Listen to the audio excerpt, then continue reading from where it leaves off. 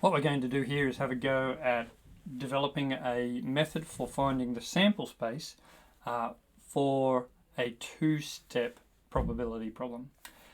In this case, what we're going to do is choose two letters from the word DOG, and we're going to see how many ways we can choose those two letters from the word DOG.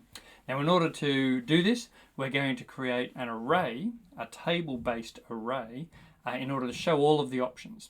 So, in order to do that, we're going to start with a letter 1 column, and then we're going to have D, O, and G across the top. Our second letter is going to be chosen from the letter 2 column, and once again, we're going to have a D and O and a G. So you can then start listing all of the possible sample spaces. So you remember that letter 1 has to be chosen from the word DOG, and letter 2 has to be chosen from the word DOG. Now this is a case where we're going to use replacement. We're going to put the letters back after they're chosen.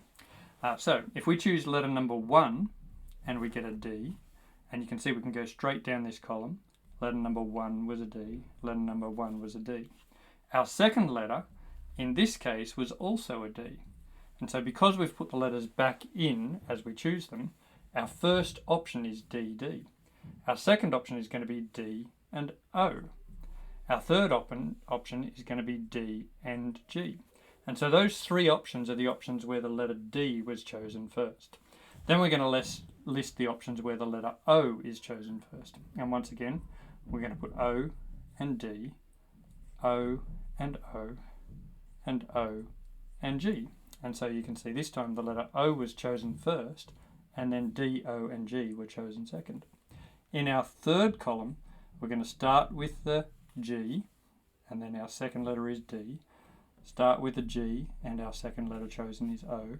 And start with the G, and our third letter is also G. And so you can see here we've got 9 different options when we choose two letters from the word DOG. So you can imagine that we're reaching into a bag, pulling out the D, and then putting it back in and choosing another one.